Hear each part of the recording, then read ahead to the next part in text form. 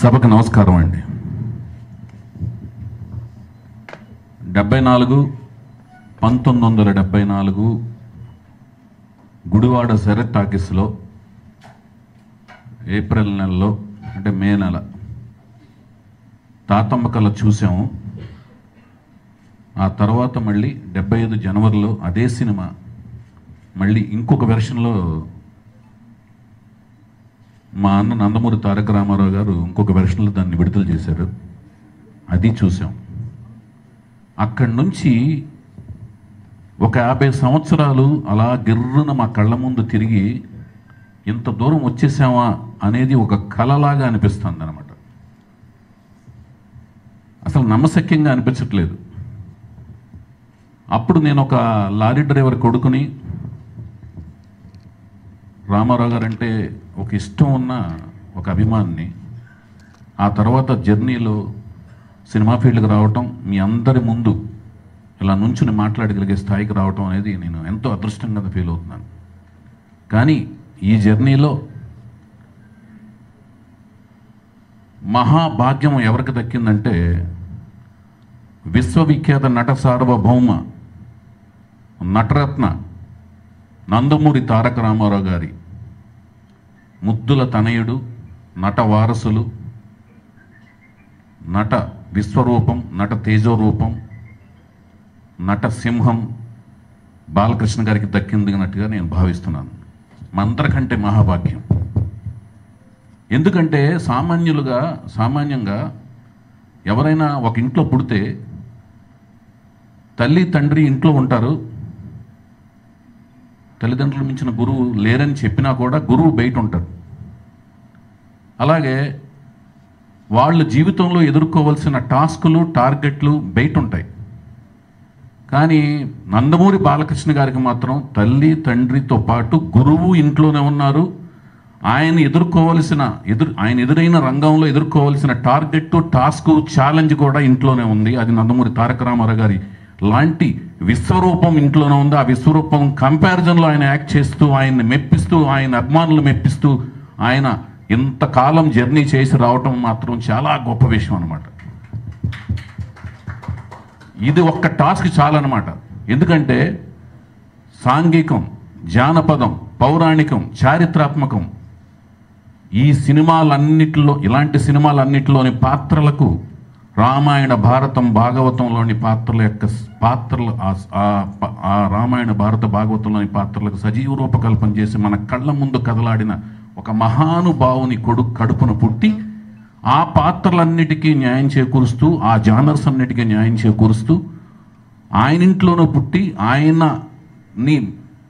ఆయన ద్వారా ప్రేరేపితమైన అభిమానులని ఒప్పిస్తూ, వాళ్ళ అంచనాలని రీచ్ అవుతూ, వాళ్ళతో పాటు ట్రావెల్ చేస్తూ, ప్రయాణిస్తూ, వాళ్ళ యొక్క కొడుకులు, వాళ్ళ తర్వాత వాళ్ళ కొడుకులు తరాలతో కూడా ట్రావెల్ అవుతూ ఉండటం అనేది చాలా అరుదుగా జరిగే సంఘటన.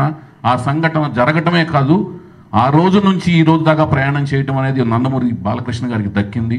అది మిగతా ఏ సినీ జగత్తులో లేదు. అది గొప్ప ప్రయాణం. ఆ ప్రయాణాన్ని నాకు ఒక కల్లా కనిపిస్తుంది. అది నిజమయ్యి ఆ ప్రయాణంతో పాటు మేము ప్రయాణించడం, ఆ ప్రయాణమైన ఈ వేదిక మీద, ఈ కర్టన్ రైజర్ వేదిక మీద మేము ఉండగలగటం, సినిమా ఫీల్డ్లో భాగస్వాములు అవటం నాకు ఆనందంగా అనిపిస్తుంది. అంతేకాకుండా గత 2-3 ఏళ్లుగా, 4 ఏళ్లుగా చూసుకుంటే నందమూరి తారక రామారావు గారు రాజకీయాలకు వెళ్ళక ముందు, పర్టికులర్గా 1977 నుంచి చూసుకుంటే అప్పటిదాకా ఆయన ఎదిగిన క్రమం ఎలా వెళితే, ఆరోహణ క్రమం అంటారు దాన్ని, అలా వెళితే అక్కడి నుంచి 77 నుంచి అలా వెళ్ళారన్నమాట. ఆ లీప్ అనేది అలా ఉందన్నమాట. అలాగే బాలకృష్ణ గారి ఆరోహణ క్రమం కూడా ఎలా వెళుతూ వస్తే అఖండ నుంచి ఇలా అన్నమాట. అఖండ, వీరసింహారెడ్డి, భగవంత్ కేసరి ఎలాగుంది అంటే ఇద్దరి మధ్యన ఎంత సామీప్యం ఉందనేది చూసుకుంటే, అలాగే రాజకీయ రంగంలో కూడా చూసుకుంటే, రాజకీయ రంగంలోనూ సేవా రంగంలోనూ అంటే ఆయన ఏమైతే ఊహించి తాతమ్మ కళ సినిమా ద్వారా తన 5వ సంతానం కింద సినిమాలో చూపిస్తూ సేవా రంగంలో వచ్చి ఆ ఊరికి పైప్ లైన్, కృషి పండిట్ అవార్డు తీసుకురావటం, ఓ పైప్ లైన్ వేయించి కృషి పండిట్ అనే అవార్డు తీసుకురావడం ద్వారా ఆ సినిమాలో సేవా రంగంలో ఉండాలి అని కలగని దర్శకత్వం చేసి ఏమైతే చూపించారో ఆ సేవా రంగంలో కూడా అడుగుపెట్టి హాస్పిటల్స్కి చైర్మన్గా ఉంటూ నిధులు రాబట్టి ఒక పక్క రాజకీయ రంగంలో ఒక పక్క ఈ రంగంలో 3 రంగాల్లోనూ తండ్రి వలె తండ్రికి మించిన తనయుడు అనే మాటకి గౌరవం ఇస్తూ తండ్రికి తగ్గ తనయుడిగా ఎదిగిన విధానం ఇలాంటిది అరుదుగా వచ్చే అవకాశానికి ఒక ఆదర్శనీయుడుగా ఉన్న ఈయనకి ఒక 50 ఏళ్ల పండగని ఇండస్ట్రీ అంతా కలిసి జరపడం అనేది ఒక అదృష్టం కింద భావిస్తూ దీంట్లో అన్ని ఆర్గనైజేషన్స్ కలిసి రావటం కూడా ఒక మహాభాగ్యం కింద భావిస్తూ ఇది అందరం కలిసి జరుపుకుంటున్నాం. అందరం ఈ రోజు నుంచి అందరినీ అప్రోచ్ అవుతాం. అందరూ తారతమ్యాలు మరచి ఈ వేడుకలో అందరూ భాగస్వాములని మేము పిలుపునిస్తున్నాం.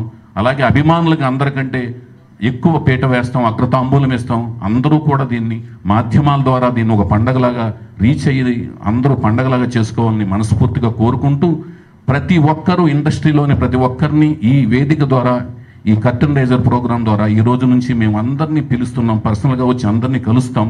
అందరూ ఆ సెప్టెంబర్ 1 అనే తేదీని మీ డైరీలో ఖాళీగా పెట్టుకొని ఆ సమయాన్ని వచ్చి వేడుకని ఉత్సాహాన్ని ఇచ్చే వేడుక కింద మార్చి మరింత మందికి ఆ మాధ్యమాల ద్వారా ఆ వేడుకను చూసిన వాళ్ళకి ఆదర్శప్రాయంగా ఒక జర్నీ అంటే ఎలాగ ఉండాలి, ఈ వేడుక ఎందుకు జరగాలి, ఈ వేడుకను చూసిన వాళ్ళకి ఇంకొకళ్ళకి చూసిన చిన్న పిల్లలందరికీ ఆదర్శప్రాయంగా ఉండే విధంగా ఒక మనిషి ఎదుగుదల ఎంత బాగా జరగాలి అని ఆదర్శప్రాయంగా ఉండే విధంగా ఈ వేడుకను జరపడంలో మీ వంతు కృషి చేస్తూ అండదండలుగా ఉండాలని ప్రోత్సాహాన్ని ఇవ్వాలని మనస్ఫూర్తి కోరుకుంటున్నామండి. ధన్యవాదాలు.